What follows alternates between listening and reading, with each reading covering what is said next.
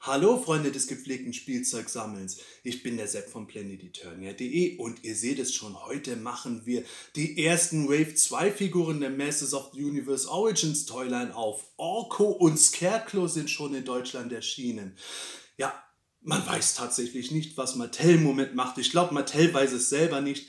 Wir haben noch nicht einmal in diversen Läden Skeletor gesehen. Da gibt es bei den einen Online-Shops He-Man und Battlecat, bei den anderen Online-Shops gibt es tatsächlich Teela und Beastman auch schon. Evelyn ist auch schon aufgetaucht, Man at Arms sucht man noch vergeblich. Und dann kommt plötzlich Spielwelt Schütz und hat in ihrem Case nicht die Wave 1 Figuren, sondern He-Man, Skeletor in einer weiteren Auflage und eben die beiden, die zu Wave 2 gehören und eben erst in Deutschland Anfang nächsten Jahres erscheinen sollten. Ja, das ist die Info, die wir soweit hatten. Mattel hält sich irgendwie nicht dran. Ich habe keine Ahnung, ob die das mit irgendeiner Absicht machen. Ich kann es mir fast nicht vorstellen, so chaotisch wie das abläuft. Die haben ja schon diverse Ländervarianten jetzt auch gesehen von He-Man und Skeletor. Aber es geht jetzt erstmal um die beiden. Und da bin ich wirklich ganz froh, weil der Jürgen Botner hat mir die extra noch vorbeibringen können. Da bin ich wirklich super happy, dass ich die so schnell kriegen konnte. Ja, fangen wir doch mal an. Ihr seht es, die üblichen Blisterkarten sind bei den Figuren gemacht. Unpunched, das ist natürlich sehr cool, auch wenn ich die jetzt aufmachen werde. Aber das ist natürlich eine schöne Sache. Und ja, ihr seht es auch, es sind die Multilingual-Versionen. Hier, dieser Stern ist da, es gibt keinen Untertitel bei den Namen. Das ist halt der Tod, den man da sterben muss, wenn wir jetzt die europäischen Versionen bekommen. Das ist halt ein bisschen schade. Es gibt nicht so viele Texte dabei. Ich zeige es euch mal. Hier ist auch kein großartiger Text vorhanden, aber die Bilder sind alle da. Gehen wir nochmal nach vorne. Ich hoffe, ihr seht das, ohne dass es überblendet. Ja, der Orko. Der sieht schon ganz cool auf der Verpackung aus, oder? Ja, ich finde, der macht sich auf der Blisterkarte wirklich gut. Ihr seht auch schon, der ist ziemlich groß, dazu kommen wir gleich. Und hier, schönes Actionbild finde ich, auch wenn es etwas bunt geraten ist. Ich finde manchmal, dass die Farben zu intensiv sind, aber nichtsdestotrotz schön gelungen. Auch hier wieder die Actionbilder, beziehungsweise nicht Actionbilder. Es ist ja eher gezeigt, Orko kann seine Arme und ja, jetzt wollte ich schon Beine sagen, hat ja gar keine Beine. Die kann Scarecrow bewegen, aber Orko kann seine Arme bewegen. Und ihr seht es auch hier schon bei den Cross-Cell-Versionen, da sind auch Trapjaw und Many Faces zu sehen. Die gehören ja auch zu Wave 2. Ja, Orko, finde ich schon mal schön verpackt. Ähnliches Spiel mit Scarecrow. Auch der, finde ich, macht sich schön auf der Blisterkarte. Auch wenn der Kopf hier ein bisschen geneigt ist bei meiner Version, das ist halt was, das kann man nie hundertprozentig kontrollieren. Das wird ja in Asien irgendwie schnell eingepackt und manchmal kann sowas auftauchen. Ich habe schon andere Scarecrows verpackt gesehen, da ist der Kopf geradliniger.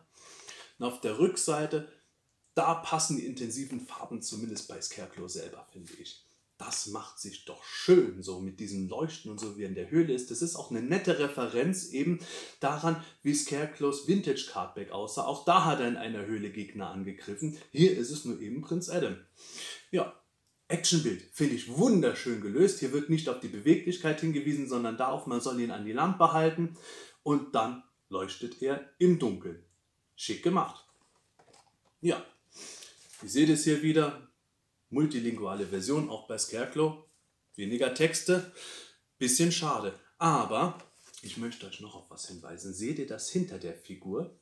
Da liegt ein Minicomic und es ist ein neues. In Wave 2 gibt es nämlich ein anderes Minicomic. Das finde ich auch vom Motiv besser zu Wave 1 gepasst hätte. Aber dazu kommen wir, wenn wir jetzt auspacken. So, ihr wisst es wieder. Mein grausames Mordinstrument ist notwendig. Und dann machen wir den mal vorsichtig auf. So. Eieieiei. Das geht dieses Mal sogar besser als bei meinem He-Man letztes Mal.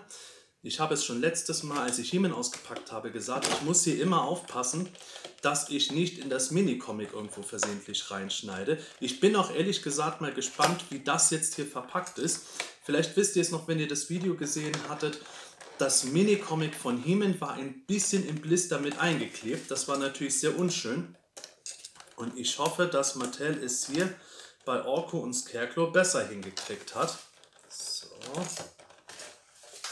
Dann haben wir es fast. Ja, ich könnte es natürlich auch aufreißen, ich habe es schon mal erwähnt, aber ich möchte gerne die Blisterkarten so aufheben, dass die nicht komplett kaputt sind. Deswegen hier ein bisschen mehr rumgetue. Und jetzt ist Orko auch gleich befreit. So. Also es sieht für mich nicht so aus, dass das Minicomic eingeklebt ist. Ja, es ist draußen. Und ach du liebe Zeit, da ist sogar noch ein ganz anderes Minicomic als das, was ich erwartet hatte. Tatsächlich, ich hatte nämlich ein Heft erwartet, auf dem Skeletor und He-Man zusammen abgebildet sind. Aber ich zeige euch gleich, was hier zu sehen ist. Das ist ja der Hammer. Und es ist vor allem sehr überraschend. Ich bin wirklich gespannt, was dabei jetzt rauskommt. So. Orko haben wir, aber zuerst einmal. He-Man hält 2 Orkos fest? Orko gegen Anti-Orko oder was? Ich bin ganz aufgeregt. Aber es sieht natürlich ziemlich cool aus. Castle Grayskull im Hintergrund. Ich versuche es mal nahe zu halten. Wie gesagt, ich hoffe, es überspiegelt nicht. Deswegen drehe ich es ein bisschen. He-Man und 2 Orkos. So, und dann schauen wir mal in dieses Heft rein. Aha, aha, aha. Und dann taucht da nochmal einer. Ah, das hat schon eine Verknüpfung zu Scarecrow. So, hier seht ihr die ersten Innenseiten. Und ihr seht es mal wieder. Es sind keine Texte bei den EU-Versionen dabei. Das heißt, wir Deutschen haben jetzt als Erste dieses Minicomic in der Hand und wir wissen nicht, was da drin erzählt wird. Auf jeden Fall sieht man, die Helden eilen nach Castle Grayskull und dort taucht plötzlich ein böser Orko auf. Und so wie es für mich aussieht, stellt sich dann aber heraus, dass dieser böse Orko irgendwie Scarecrow ist. Ja, könnte man fast denken. Also irgendwie ein bisschen eigenartig. Und aha, aha. Okay, hier kommt dann Skeletor und der verzaubert Orko und erschafft dadurch einen bösen Orko. Ich bin verwirrt. Ich bin tatsächlich verwirrt. Auf jeden Fall Scarecrow und Trapjaw halten Orko in einem Käfig gefangen. Der befreit sich. Scarecrow kann scheinbar sich auch durch die Dimensionen teleportieren. Und ja, der gute Orko erledigt den bösen Orko, der für mich tatsächlich aussieht, als könnte Anti-Orko sein. Wer die Hörspiele kennt, der weiß, Anti-Orko sah eigentlich genauso aus wie Orko, deswegen haben die Helden ihn mit dem echten verwechselt. Ja, Orko macht irgendwie den bösen Orko platt. Und es gibt auch einen zweiten He-Man. Many Faces hatte sich als zweiter He-Man verkleidet und Skeletor wird besiegt, kann aber dann doch entkommen mit einem Stein. Alles sehr seltsam. Also das ist tatsächlich was, das klingt nach einem gar nicht so uncoolen Plot, wenn man mal die Sprechblasen dazu hätte. Ich weiß nicht, warum Mattel das so macht.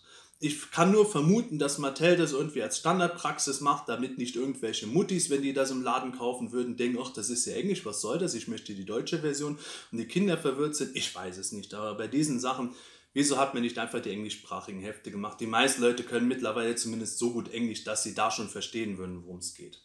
Naja. Was ich übrigens bei He-Man mal vergessen hatte, das Heft, das ist eher geklebt, so wie es aussieht. Das heißt, man sollte damit schon ein bisschen vorsichtig sein. Ach nein, es ist gebunden mit einem Faden.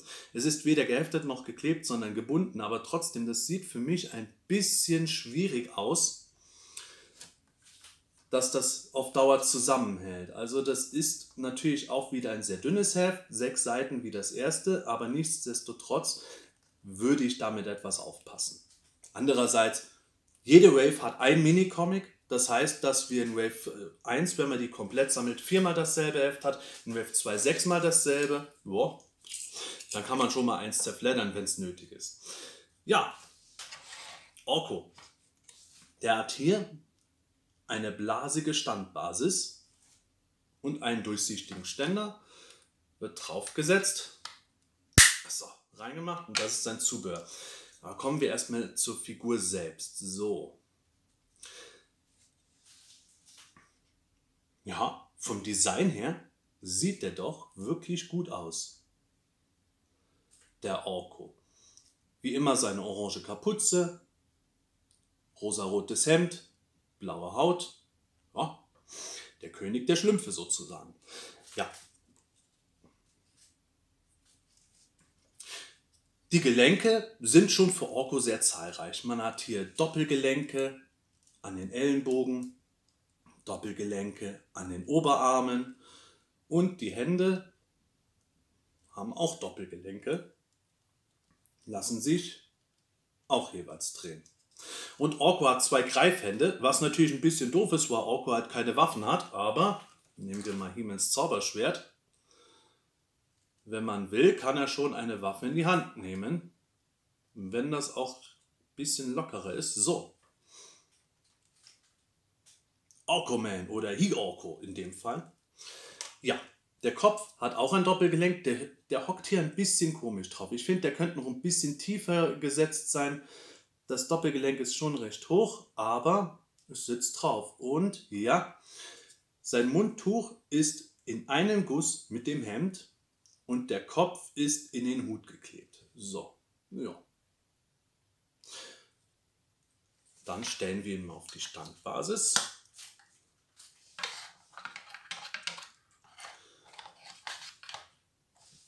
Ja, die ist sehr leichtgewichtig, Orko steht gut drauf und dann kann man eben hier auch, dadurch, dass die Standbasis auch Gelenke hat, ihn hier lustig drehen und machen, wie man möchte. Also, da kann man jetzt auch noch einiges dafür machen, dafür, dass er keine Beine hat. Nichtsdestotrotz, dieses bisschen glitzernde Lila von der Standbasis ist nicht so ganz meins. Für mich sieht es immer ein bisschen aus, als würde da einer bunt pupsen. Das hatten wir auch schon beim 2000X Orko. Nehmen wir doch mal verschiedene Orko-Versionen dazu. Der Moto Classics Orko, der 2000X Orko, und da seht ihr es, der hatte eine blaue Wolke unten als Standbasis. Und der Vintage Orko. Ja, verschiedenste Versionen. Nehmen wir die mal zur Seite und dann kommen wir sofort zu einem Punkt, den ich gerne bei dieser Figur erwähnen möchte. Und dazu stelle ich auch mal He-Man dazu. So, ihr seht es, He-Man Orko. Von der Höhe her sind die Vintage- und Origins-Versionen von Orko gleich. Die Farben sind ein bisschen anders. Ihr seht es, der Orko hier ist knalliger, der ist noch stärker Filmation-lastig gemacht als der Vintage Orko. Ja, aber die Größe. Mich hat es schon als Kind gestört, dass der Vintage Orko größer war, als er eigentlich sein sollte im Zeichentrick. Gut, der hat ja ein Action-Feature im Körper gehabt. Das hat dieser Orko nicht, aber trotzdem ist der riesengroß. Warum? Ich weiß es nicht. Vielleicht hat Mattel Angst gehabt, dass die Leute dann denken, sie kriegen zu wenig für ihr Geld, keine Ahnung. Aber ich hätte gerne einen Orko gehabt, der ungefähr diese Größe hat. Vom Moto Classics, der wäre für Vintage immer noch sehr groß, aber nichtsdestotrotz wäre der nicht ganz so riesig wie hier. Also, ich weiß es nicht. Mattel hat es irgendwie immer mit der Größe von Orko, der 2000X, aber auch schon eigentlich größer, als er hätte sein sollen. Das ist das, was mir tatsächlich nicht so gut gefällt. Die Figur, absolut top designt. Nur die Größe hätte kleiner sein können. Mein Geschmack. So, oh. Haha, da können wir es sofort sehen. So, mal ein bisschen hier Platz geschaffen. Der Kopf geht ab, ohne Probleme, so wie wir es bei den anderen Origins-Figuren schon gesehen haben. Also mit den Armen und Händen und so wäre ich jetzt mal ein bisschen vorsichtig. Ah ja, die Hand geht auch ab. Ah ja, also mit den Armen bin ich jetzt erstmal vorsichtig. Jetzt gerade, wo ich den ganz neu habe, möchte ich mich da nicht sofort dran trauen, die Arme abzureißen. Da werden wir mit Sicherheit nochmal eine andere Gelegenheit haben, das zu zeigen. Aber die Hand ist abnehmbar, der Kopf ist abnehmbar und da kann man dann natürlich kombinieren. So. Ja, passt ohne Probleme. Hier auch, oder? Das ist schon ein bisschen schwieriger, den Kopf dran zu machen.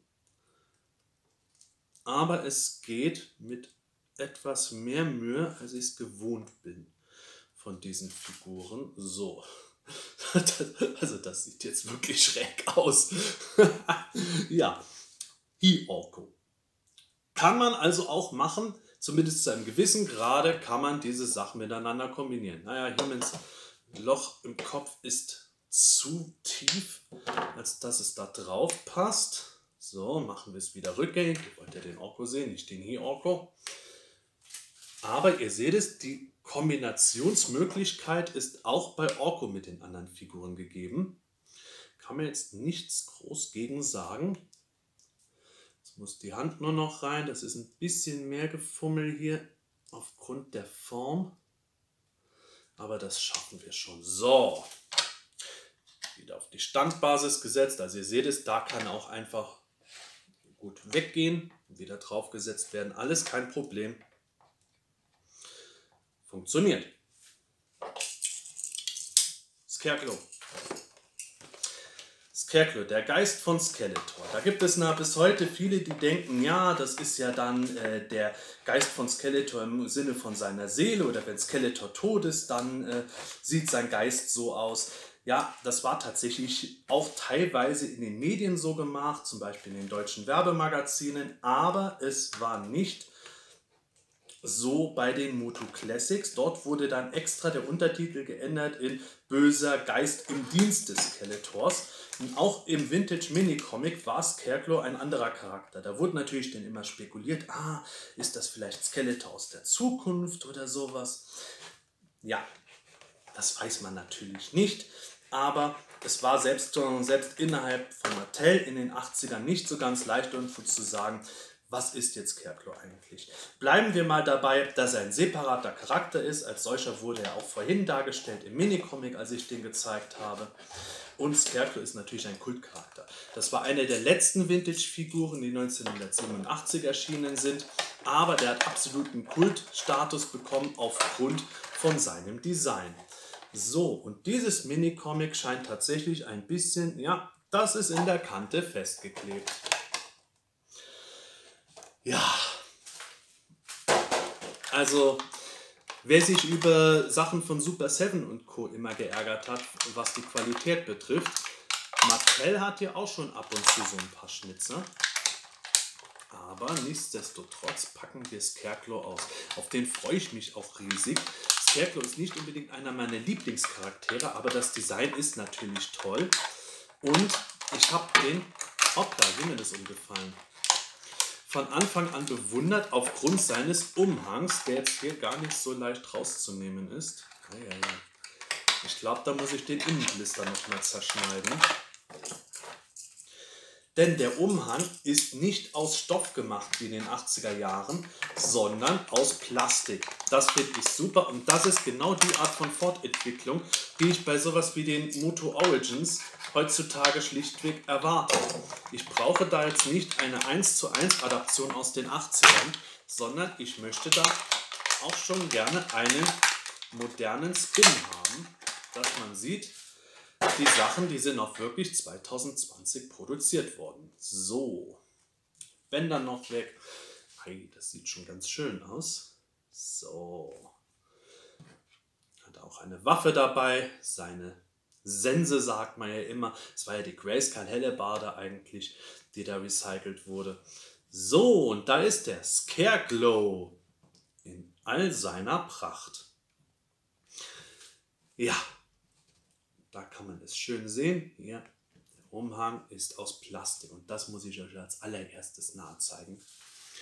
Ich hoffe, man sieht es.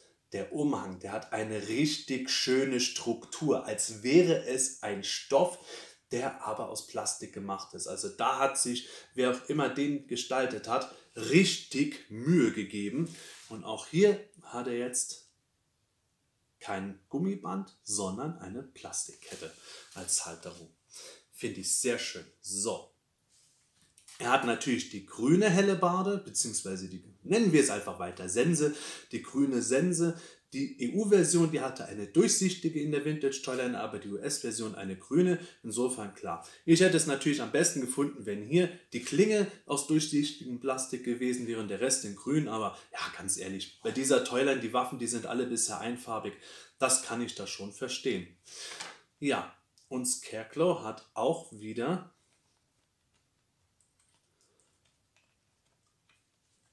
seine Skelettstruktur aufgedruckt bekommen. Und da muss ich aber sagen, auf den Armen sieht das nicht so ganz sauber aus. Ich weiß nicht, ob das jetzt alles wirklich Absicht ist. Es sieht schon ein bisschen so aus, als wäre dieses Element am Unterarm mit Absicht so gemacht. Aber im Ellenbogenbereich ist das für mich ein bisschen unsauber geraten. Also der Torso sieht für mich ganz gut aus, die Knie auch. Auch hier die Knochenstrukturen sind wieder ein bisschen anders gemacht als in den 80ern. Soweit, so gut. Sieht alles für mich rund aus. Auch das Gesicht, nur an den Ellenbogen, das wirkt ein bisschen eigenartig. Ja, der Scarecrow. Da freue ich mich schon, dass ich den jetzt habe. Der ist für mich eines der Highlights dieser Toiler, muss ich sagen. Und dann nehmen wir doch direkt mal die Vintage-Version als Vergleich dazu. Hoppla. Also von den Gelenken her ist alles relativ stabil bei mir. Nur habe ich jetzt die Füße nicht ganz so gedreht, dass er auch wirklich feststehen kann. Die muss ich ein bisschen nach vorne setzen. So, schon besser.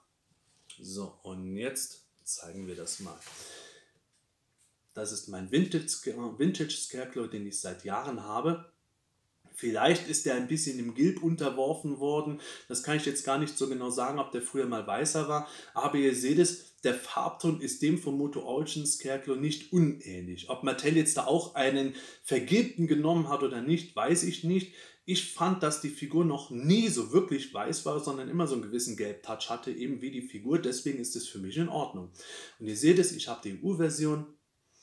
Ja, da sieht man es auch, die Sense ist vom Griff her sogar länger geworden als damals. Und der Stoffumhang, also ist bei Origins, finde ich, deutlich besser gelungen als hier. Der hat schon über die Jahre gelitten, der Stoffumhang. So, und dann nehmen wir doch auch mal direkt die Moto Classics Version dazu. Die ist natürlich das Nonplusultra im Moment, was so die Sammlerfiguren-Charge betrifft. Das Gesicht, das war natürlich deutlich besser gemacht. Und auch ansonsten hatte der natürlich einen enormen Kultfaktor. Auch hier mehrfarbige Waffe und so weiter. Das war aber natürlich eine andere Preisklasse. Wobei, heute kostet dieser Scarecrow ja um die $15. Der hier hat damals $20 gekostet auf Matty Collector. Aber dazwischen liegen halt auch fast 10 Jahre. Oder nein, über 10 Jahre sogar. Kann man nicht mal 1:1 vergleichen. Heute wäre das eine wahrscheinlich 35 oder $30 Figur gewesen. Ja, Scarecrow, sehr geil. Kann man natürlich auch wieder auseinandernehmen. Jetzt muss ich... Oh, das geht ganz leicht. Jetzt wollte ich gerade sagen, ich muss bei diesen Sachen hier vorsichtig sein. Boah, das geht wie Butter. Normalerweise muss man bei diesen Teilen vorsichtig sein, wenn das so durchsichtige Elemente sind. Das hier ist ja so milchig transparent. Da muss man aufpassen. Hier nochmal der Umhang. Weil sowas manchmal gerne brechen kann. Das hat aufgrund des Materials irgendwo leichtere Bruchmöglichkeiten als bei anderem Plastik. Aber hier, also die Sachen, die gehen super leicht raus. Kann ich wirklich nichts gegen sagen.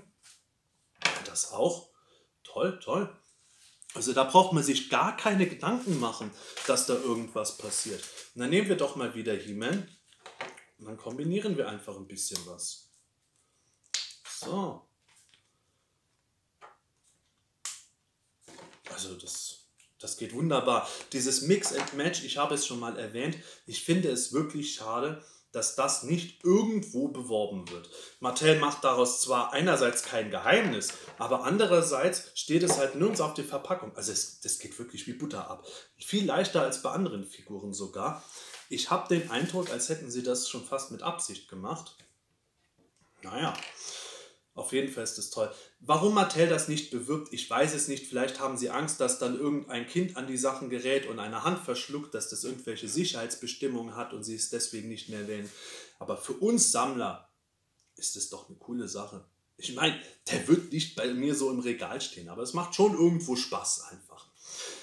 Scarecrow Man oder He-Glow. So, nehmen wir es wieder auseinander. Ich kann wirklich nichts gegen diese Figur sagen. Ich habe es schon mal erwähnt, bei Orko ist die Größe mein einziger Kritikpunkt. Ich wollte Gerichtspunkt sagen, warum auch immer. Also bei Orko ist die Größe mein einziger wirklicher Kritikpunkt und vielleicht wäre es noch nett gewesen, wenn er einen Zauberstab dabei gehabt hätte. Aber so ist Orko okay. Nur nicht hundertprozentig das, was ich wollte. Jetzt habe ich den Stiefel vergessen. Aber Scarecrow ist für mich sowas von einwandfrei. Also, ich bin ja wirklich oft kritisch, was diese Sachen betrifft. Aber da kann ich jetzt absolut nichts finden. Ich bin begeistert von der Figur. Die kann ich nur feiern. Ja, ich sehe es jetzt hier an den Armen, ist es wirklich teilweise mit der Bemalung. Ab und zu gibt es mal einen Fleck. Ich glaube, das muss man halt auch noch relativ entspannt sehen. Solange es keine groben Patzer sind, kann da immer was sein. Scarecrows Gesicht wundert mich nur tatsächlich, weil das im Grunde eher ein Update des 80er Jahre Gesichtes ist. Wir wissen es, bei den Origins hat man das gesehen. Beastman hat zum Beispiel kein offenes Maul bei den Origins wie in den 80ern, sondern ein geschlossenes. Skeletor hat dafür ein offenes Maul. Bei Scarecrow ist der Gesichtsausdruck gleich geblieben. Hätte ich auch eher gedacht, dass noch was passiert. Vielleicht hat sich Mattel da doch nochmal umentschieden und hat dann gedacht, ja, das braucht man mit den Gesichtern gar nicht. Mir soll es recht sein. Dafür bin ich begeistert von dem Umhang. Und das Einzige, was man hier sagen könnte, aufgrund dessen, wie der Kopf festgemacht ist, ist er hier ein bisschen verdickt in der Halsgegend. Das sieht vielleicht nicht so hundertprozentig toll aus, aber mich stört es ehrlich gesagt gar nicht mal so. Nee.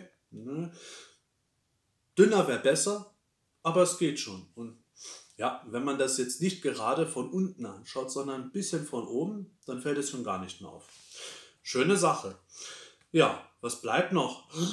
Die Leuchtfunktion. Ja, genau, die Leuchtfunktion. Und da machen wir jetzt einen kleinen Schnitt, damit ich euch das mal gleich zeigen kann. Ja, und man kann es sehen. Scarecrow leuchtet in der Origins-Version echt gut. Ich habe auch zugleich den Vintage Scarecrow an die gleiche Lampe gerade eben gehalten. Der leuchtet nicht so gut. Vielleicht ist da das Material nicht mehr so gut. Die Hellebarde leuchtet besser als die Figur. Aber hier, der Origins Scarecrow. Schön grün. Ein intensives Grün, das auch anders aussieht als beim Masters of the WWE Universe Undertaker. Den zeige ich euch auch gleich nochmal zum Vergleich. Aber hier mit dem Leuchten, boah, ich finde es geil. Ich stehe auf Sachen, die im Dunkeln leuchten. Und da ist Scarecrow wirklich absolute Spitze. Und da ist er auch schon, der Undertaker, der tatsächlich sich Teile mit Scarecrow teilt. Nämlich die Hellebarde, die gab es bei ihm zuerst. Ist die gleiche Form, hat Mattel dort recycelt, finde ich gut. Der Undertaker hat hier einen anderen Farbton als Scarecrow. Das sieht man, der ist weißlicher, Scarecrow ist gelblicher. Und auch der Druck ist anders von den Knochenstrukturen. Aber man könnte hier auch wieder buntes Mix and Match betreiben. Ich weiß nicht, ob ihr das Video gesehen habt, wo ich den Undertaker gezeigt habe, aber da ging der Kopf ganz schwer ab. Ich habe den wirklich angewärmt. Bei Scarecrow haben wir gesehen, der geht super leicht ab. Da werde ich später nach dem Video noch ein bisschen dran rumbasteln. Aber ich finde das eine sehr schöne Sache mit der Figur. Und damit kommen wir auch schon zum Ende. Orko und Scarecrow von den Masters of the Universe Origins. Mir gefallen sie. Orko sollte kleiner sein, da bin ich ganz eindeutig dafür. Scarecrow ist für mich nahezu perfekt. Toll. Ich freue mich, dass ich die Figuren da habe. Und wenn ihr jetzt denkt, ach so ein Mist, jetzt kriege ich die nicht, weil die schon wieder ausverkauft sind. Geduld, abwarten. Wir werden früher oder später genug Exemplare in den Läden kriegen. Davon bin ich überzeugt. Wenn nicht, dann hat Mattel total versagt, dann weiß ich auch nicht weiter. Aber ich glaube, sich jetzt abzuhetzen und eventuell Scalperpreise zu zahlen, das lohnt sich gar nicht. Das sind jetzt immer die ersten Ladungen, die irgendwo eingetroffen sind. Und Nachschub soll kommen. Ich bin mir sicher, über kurz oder lang wird jeder seine Figuren bekommen, die er haben möchte. Und insofern einfach ein bisschen Geduld haben. Wenn ihr die Figuren doch schon früher kriegt, dann freut euch drüber. Ich glaube, da kann man Spaß haben. In diesem Sinne, tschüss, bis bald und gute Reise.